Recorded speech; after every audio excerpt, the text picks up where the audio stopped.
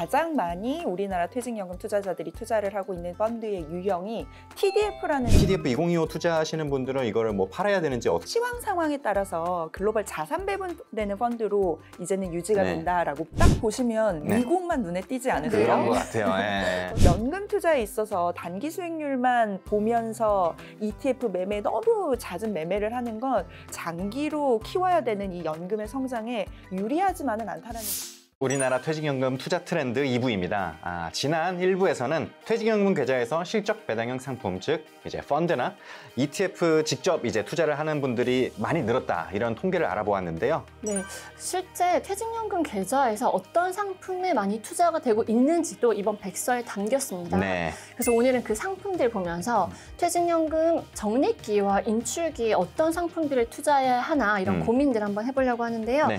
네, 궁금하시죠? 네, 매우 궁금합니다. 그래서 오늘은 미래에셋 자산운용 여경진 팀장님 모시고 한번 이야기 나눠보려고 합니다.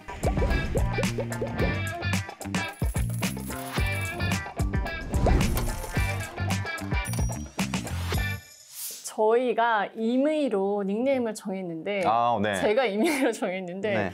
연금 여신이 어떨까? 너무 영광입니다. 네, 너무 골저스 하셔가지고. 네, 모시고 한번 시작해 보겠습니다.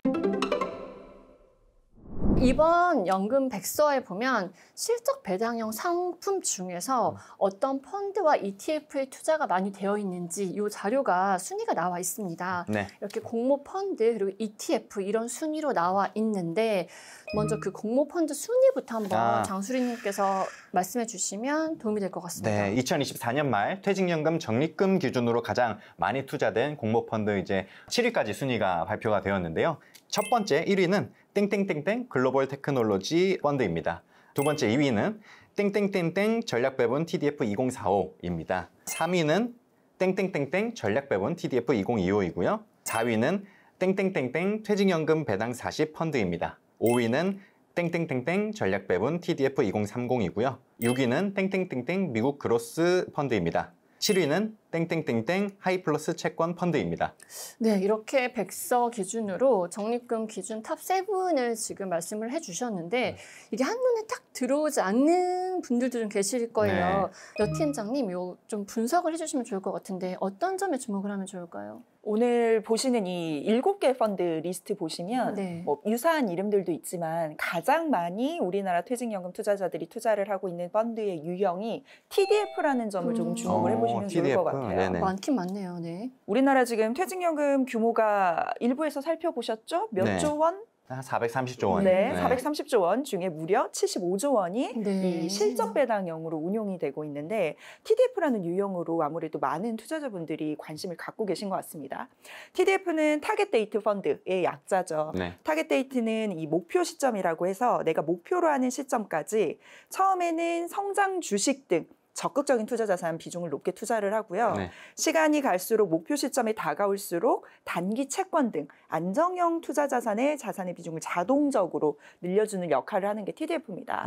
여기 목표 시점이라고 하는 거는 약간 뭐 은퇴 시점 이렇게 보면 될까요? 네, 내가 은퇴를 목표로 하는 시점이 될 수도 있겠고 아니면 내가 어떤 목돈을 만들기 위해서 지금부터 투자를 한다라고 했을 때 목표로 하는 시점이 될 수도 있겠고요. 아무래도 우리 연금 투자자들이 장기로 투자를 하다 보니까 내가 매일매일 신경 쓰거나 그때그때 시황에 따라서 자산 배분 너무 어렵잖아요. 그래서 이런 기능들 펀드가 대신해주는 TDF에 많이 매력을 느끼시고 많이 투자를 하고 계신 걸로 보여요. 네, 이게 TDF 상품명을 보면은 2025 이렇게 숫자가 붙잖아요. 이게 연도 얘기하는 거잖아요.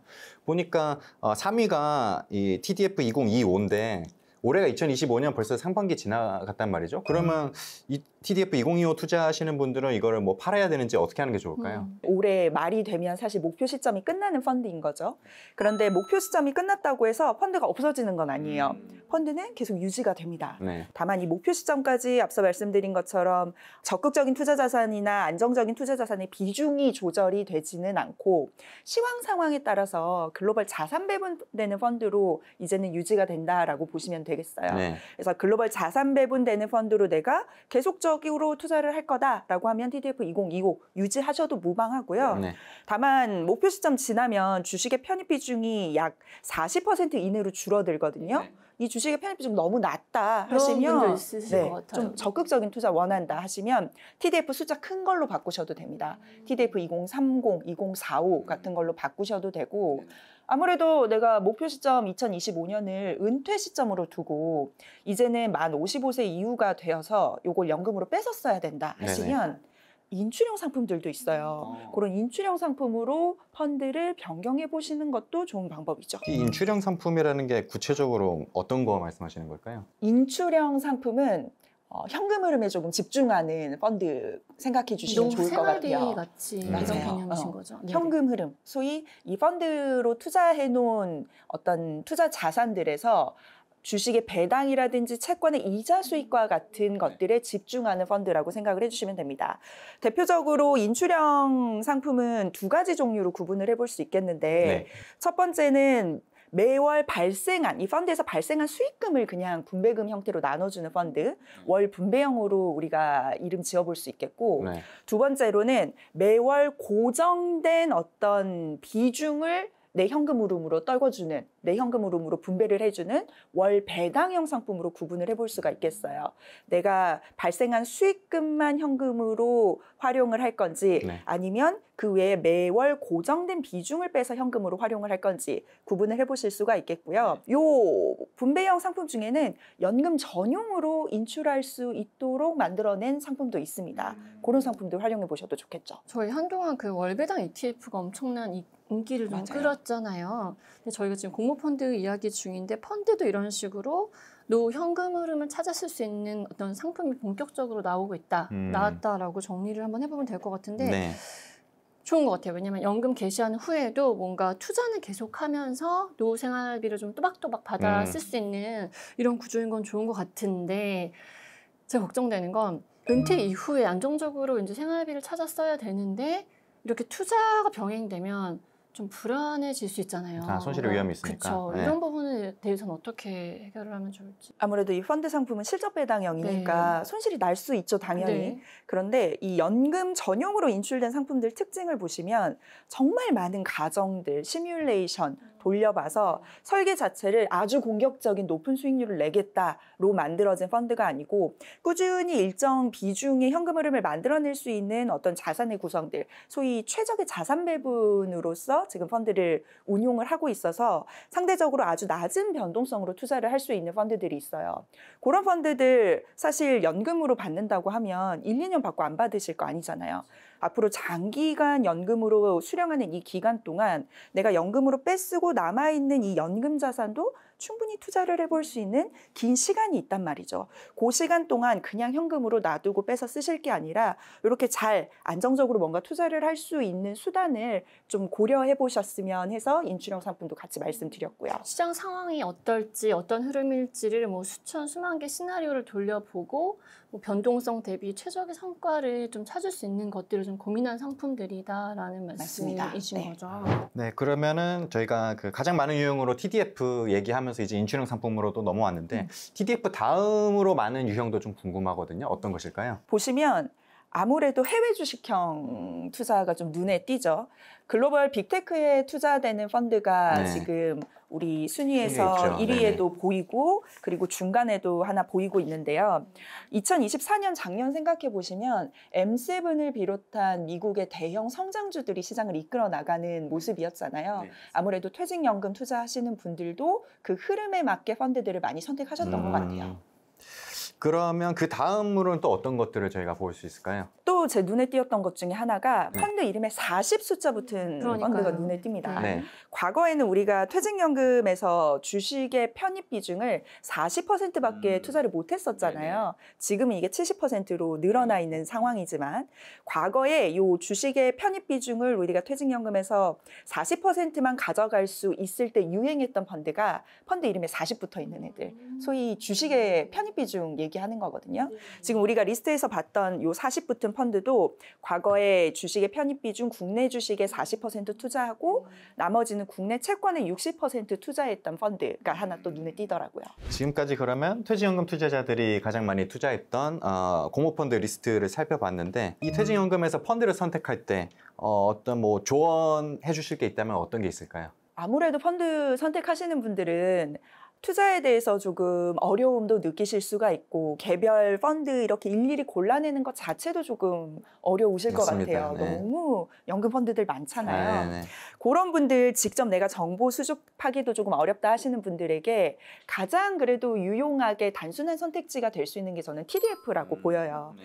TDF는 정말 장기간 내가 투자를 하면서도 이 위험 자산, 소위 적극적인 투자 자산과 안정적인 투자 자산의 비중도 자동으로 조절을 해주고 요즘처럼 국내 주식 시황 너무 좋을 때는 국내 주식의 비중도 늘려주고 작년처럼 미국이 좋았다? 미국의 주식 비중 늘려주고 하는 역할을 펀드가 자동으로 수행을 하기 때문에 우리가 일상의 업무에 이 퇴직연금에 정말 적극적으로 관심을 못 갖는다. 펀드의 도움을 받아보고 싶다라고 하시는 분들은 TDF 선택하셔서 내 연금 자산 투자하신다면 이 투자라는 영역에 내 연금 자산 좀 오래 머무를 수 있는 좋은 수단으로 활용해 보실 수 있을 것 같습니다. 네, 지금이라도 들어갈까? 네. 지금이라도 투자해야 돼? 이걸 네. 정말 많이 물어보는데 요새도 보면 뭐 몇 개월 만에 50% 올랐다, 40% 올랐다 이런 식의 뉴스나 아니면 저희가 볼 때도 핫한 펀드들이 많아요. 이런 거 지금이라도 들어가야 되나 이렇게 고민될 때 네. 어떤 조언 주실 거예요? 뭐 아무래도 우리가 투자를 하는 목적이 수익률이다 보니 네. 지금 단기 수익률이 매력적인 펀드나 상품이 있다면 당연히 저도 끌릴 것 같아요. 막 끌려요. 네. 너무 네. 매력적으로 보이는데 그런 상품들 그때그때 시황 맞춰서 들어갈 수 있다면 너무 좋겠죠. 그런데 사실 그게 쉬운 일은 아니고요. 저 다 약간 오르고 들어가면 다 오르고 들어가니까. 예. 맞아요. 아무래도 단기 수익률 보고 들어가다 보니 높은 펀드들 선택하시는데 그거 지금의 수익률이 높다는 건 그만큼 변동성 어마어마한 펀드라는 소리거든요. 손실이 크게 날 수도 있다. 그거 염려하셔서 그런 높은 수익률을 쫓아서 펀드를 선택을 하실 거라면 정말 시장에 관심 두고 시장에 맞게 적극적으로 내가 관리하실 수 있는 분들이 좀 선택을 해주시면 좋겠고 그게 조금 힘들다라고 하면 자산 배분되어 있는 펀드, 장기로 수익률 끌고 갈 수 있는 펀드들이 조금 더 현명한 선택이 될 거다. TF 하라고. 네, 네. 편한 조언을 건. 마음 편하게 필요할 수 해야 있을 것 될 것 같습니다. 같습니다. 확실히. 이것도 궁금했던 건데 아까 그 펀드 이름에 40 붙어 있던 그 상품 말씀 주셨어요. 이런 펀드 같은 경우에 제가 보니까 예전에 가입해 두셨다가 뭐 오랫동안 좀 방치해 두셨거나 잊고 계셨던 경우가 많은 것 같은데 이게 가입 당시에는 적절한 판단이셨겠지만 그 사이에 이제 투자를 좀 하시면서 투자 성향이 좀 적극적으로 바뀌신 분들도 많을 텐데 이런 분들이 보시면 좀 아쉬울 것 같다는 생각이 좀 들어요. 맞죠. 아무래도 오래된 펀드가 뭐 내가 지금의 투자 성향과 유사한 투자 성향으로 내가 가지고 있었다면 네. 충분히 앞으로도 더 가져갈 요인이 되겠지만 그 사이에 주식의 편입 비중도 내가 더 담을 수 있도록 제도가 변경이 됐고 분명히 요즘 투자에 관심이 많아지면서 내가 조금 더 주식을 더 담고 싶어하는 분들도 계실 거란 말이죠. 그런 분들은 내가 정말 장기 투자했다 그냥 요 펀드만 하나 믿고 쭉 간다라기보다는 지금 내가 투자하고 있는 펀드의 연평균 수익률 또는 펀드의 규모 아니면 지금 어떤 자산을 담고 있는지 이 타이밍에 지금 이 투자 백서 같이 참고하셔서 점검해 보셔도 좋을 것 같습니다. 그러면 공모펀드에서 넘어가서 네, ETF로 좋아요. ETF. 순서로 넘어가 보도록 하겠습니다. 궁금합니다. ETF도 마찬가지로 탑 7 순위 뽑혀 있는데요. 첫 번째 1위는 땡땡땡땡 미국 S&P 500 ETF입니다. 2위는 땡땡땡땡 미국 나스닥 100 ETF이고요. 3위는 땡땡땡땡 미국 테크 탑 10 인덱스 ETF입니다. 4위는 땡땡땡땡 미국 30년 국채 액티브 헤지 ETF이고요. 5위는 땡땡땡땡 미국 S&P 500 TR ETF입니다. 그 다음 6위는요. 땡땡땡땡 25-10 회사채 A+ 이상 액티브 ETF입니다. 마지막 7위는 땡땡땡땡 미국 필라델피아 반도체 나스닥 ETF입니다. 그럼 여기도 한번 상품별로 한번 소개를 해주실 수 있을까요? 어떤 점에서 저희가 좀 주목을 해야 할까요? 딱 보시면 네. 미국만 눈에 띄지 않으세요? 그런 것 같아요. 네. 어쩜 이러지? 미국에 정말 쏠림이 많았는데 뭐 작년은 다들 기억하실 거고 사실 2023년에도 미국 시장이 좋았어요. 네. 그래서 우리 투자자분들도 글로벌리 성장세가 눈에 띄었던 이 미국에 퇴직연금을 많이 관심을 갖고 투자를 해 놓으신 걸로 보이네요. 네. 그러면 각 ETF별로 하나하나씩 한번 그 특징들을 짚어주시겠어요? 맞아요. 이게 다 미국이지만 뒤에 붙어 있는 것들이 또 달라서 조금씩 다를 수 있으니까. 네, 특징이 특징이 네. 다를 것 같아요. 사실 미국만 보면 다 한 가지 종류의 ETF에 투자를 해놓으신 것처럼 보일 수도 있는데 특징이 조금 있어요. 지금 미국 S&P 500, 미국 나스닥 100 같은 경우는 미국의 대표 지수죠. 다들 알고 계시는 S&P 500이나 나스닥 지수에 투자가 되는 ETF인데 S&P 500도 두 가지가 보입니다. 네. 그냥 S&P 500, S&P 500 TR. 네. 지금 TR 같은 경우는 과거에 주식에 투자하면 나오는 배당과 같은 수익을 우리 분배금으로 투자자들에게 떨어뜨려 주는 게 아니라 ETF 안에서 재투자를 하면서 운용이 되었던 ETF인데 네. 현재는 이 구조는 우리나라에서 허용하고 그렇죠. 있지는 네네. 않아요. 그래서 미국 주식형 ETF 중에 S&P 500과 S&P 500 TR은 지금은 같은 똑같은 구조로 상품이 된 거죠. 네네. 운용되고 있다는 거 말씀드리고요. 미국 테크탑10은 말 그대로 미국 테크주 대표 10개에 집중 투자하는 ETF고 미국 30년 국채 액티브는 채권형 ETF입니다. 네. 미국의 장기 채권 지수를 벤치마킹하면서 운용을 하는 ETF고요. 25-10 회사채 A+ 이상 액티브 요 네. 펀드는 올해 25년 10월이 만기인 ETF고 A+ 이상 회사채에 투자가 되는 ETF. 네. 이게 2025년 10월이 만기인 거죠. 아까 TDF의 경우와는 달리 네. 여기서는 만기 개념인 거죠. 맞아요. 만기가 되기 때문에 그 기준일 이후에는 현금화가 수익과 함께 모두 현금화가 되는 ETF입니다. 그리고 마지막으로 미국 필라델피아 반도체 나스닥은 필라델피아 거래소에서 반도체 지수를 만들어 놓은 게 네네. 있어요. 그 지수를 추종하는 ETF인데 그 지수 자체가 미국에 상장되어 있는 반도체 기업 시가총액 순으로 상위 30개에 투자가 되는 ETF입니다. 미국 필라델피아 반도체 나스닥 ETF도 미국 반도체 대표 30개 기업에 투자하는 ETF다라고 구분하시면 되겠어요. 25-10 요 회사채 액티브 ETF 말고는 보니까 전부 해외 주식형 미국 쪽 ETF예요. 네. 이렇게 해외 주식형 ETF가 압도적으로 많은 이유도 혹시 분석이 가능하실까요? 저희가 판단을 하기에는 아무래도 퇴직연금에서 ETF를 투자하시는 분들에게 가장 매력적인 포인트는 실시간으로 거래가 되는 그렇죠. 점인 네네. 것 같아요. 펀드와 다르게 내가 샀다 팔았다 아주 자유롭게 할 수 있는 상품이라는 점일 것 같은데 퇴직연금에서는 우리가 주식에 투자를 할 수가 없잖아요. 그렇다 보니 ETF를 통해서 아주 잦은 매매를 하면서 내 수익률을 끌어올리고자 하는 투자자분들이 많으신 것 같습니다. 이런 경우에는 당연히 주식형 ETF가 매력적으로 보일 거고 작년까지 우수한 성과 보였던 미국 대형주 위주의 주식형 ETF에 대한 수요도 그만큼 많았을 것 같고요. 퇴직연금 적립금이 많이 투자된 ETF 리스트를 보니까 이게 사실 2024년 말 기준으로 적립금 순위를 나타낸 거잖아요. 이게 지금 2025년 이제 중반에 넘어가는 시점이니까 지금 시점에서는 이 리스트 순위가 조금 변화가 있었을 것 같은데 ETF를 선택하는 거에 있어서 좀 조언을 해주신다면 네. 어떤 말씀 가능하실까요? 아무래도 네. 좀 우리 연금에서 투자할 거니까 꾸준히 담아갈 수 있는 ETF 선택하시는 게 중요할 것 같아요. 네. 올해는 사실 작년과 다르게 국내 시장이 지금 너무 좋기 때문에 국내 쪽에서도 연금 어떤 상품으로서 수요가 많은 상황이거든요. 네. 이 시황은 언제든지 바뀔 수가 있습니다. 그런 상황에서 특정 섹터나 특정 종목에 집중된 ETF를 선택해서 담고 가기에는 내가 정말 신경을 많이 써줘야 되는 좀 번거로움이 있을 네. 수가 있죠. 그때 내가 좀 장기로 ETF에 투자를 하고 싶다라고 하시면 어떤 종목이나 섹터에 쏠림이 되어 있는 ETF 말고 대표 지수형 ETF 같이 다양한 섹터, 다양한 기업들 담는 ETF를 조금 메인 투자 종목으로 선택을 하시고요. 그런 ETF 내가 장기적으로 성장이 기대되는 국가의 대표 지수형으로 조금 선택을 해보시고 지속적으로 끌고 갈 수 있는 ETF를 먼저 골라 놓으시는 게 좀 필요하다고 생각이 돼요. 네, 요새 퇴직연금에서 진짜 ETF 투자 많이 하시더라고요. 네. 제 주변 분들만 봐도 나 퇴직연금에서 ETF 좀 적극적으로 하고 싶어, 열심히 하고 싶어 네. 이런 이유로 금융회사를 옮기시는 분들도 주변에 정말 적지 않아요. 근데 제 생각에 또 이렇게 옮기고 나시면 핫한 ETF 쫓아서 네.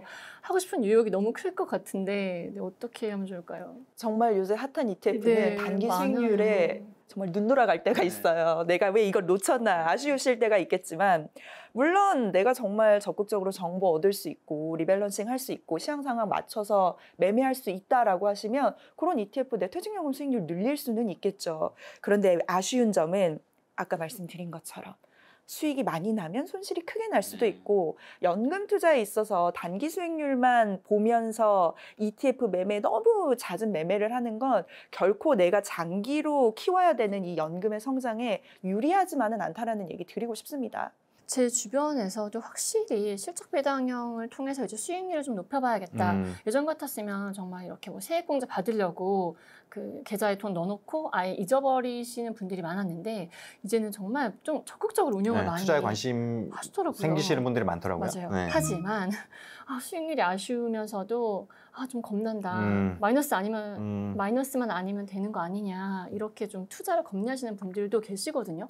그런 분들한테도 조언 하나만 주시면. 여전히 많은 분들이 앞서 430조 원 중에 75조가 실적 배당형이라고 했는데 반대로 나머지는 다 원리금 보장형에 여전히 투자를 하고 계시다는 의미예요. 네. 물론 금리 너무 잘 주는 예금 상품이 있으면 당연히 네. 선택해 보실 수 있겠죠. 그런데 과연 이 예금에서 주는 금리 수준이 물가 상승률 이상이 되는지 정도는 체크해 보셔야겠습니다. 실제로 물가 상승률에도 미치지 않는 수준의 이자를 받으면서 예금 등의 원리금 보장형 상품에만 내 연금을 묶어놨다 하시면 내 실질 가치는 해가 떨어지는 갈수록 거죠. 떨어지는 거죠. 네. 그래서 반드시 내가 원리금 보장형에 넣어놔서 이 연금 자산의 어떤 가치가 지켜지고 있는 것만은 아니다라는 점을 염두에 두시고 투자도 같이 고려해 보셨으면 좋겠습니다. 투자를 한번 하고 멈추는 건 아니잖아요. 계속 관심을 갖고 지켜봐야 할 텐데 거기에 있어서 어떤 원칙 같은 게 있을까요? 우리 소위 안정적인 투자 맞아요. 원칙이라고 정리 한번 얘기를 딱 해주시면 하는 좋겠어요. 세 가지 꼭지가 있습니다. 첫 번째는 장기 투자. 장기 투자하면서 내가 지금 투자하고 있는 자산의 수익률을 장기로 조금 평가를 해보시고요. 네. 연평균해서. 네. 두 번째로는 분산 투자. 분산 투자하면 그만큼 내 자산의 수익률의 변동성을 낮출 수가 있어요.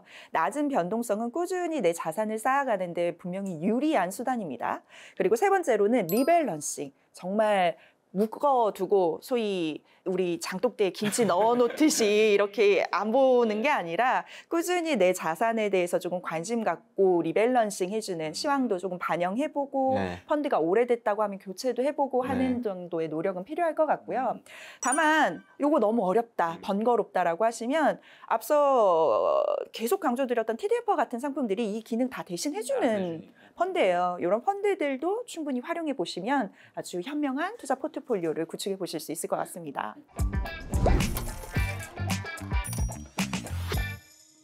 지금까지 2024년 퇴직연금 투자 백서 네. 자료를 가지고 1부 그리고 2부를 통해서 한국의 퇴직연금 투자가 어떻게 되고 있는지 한 해 동안 작년 한 해 동안 어떻게 되고 있는지 운용 트렌드에 대해서 살펴볼 수 있는 시간이 되었는데요. 저희 영상을 보시고 퇴직연금 운용을 하시는데 조금이나마 좀 도움이 되셨으면 좋겠습니다. 네. 감사합니다.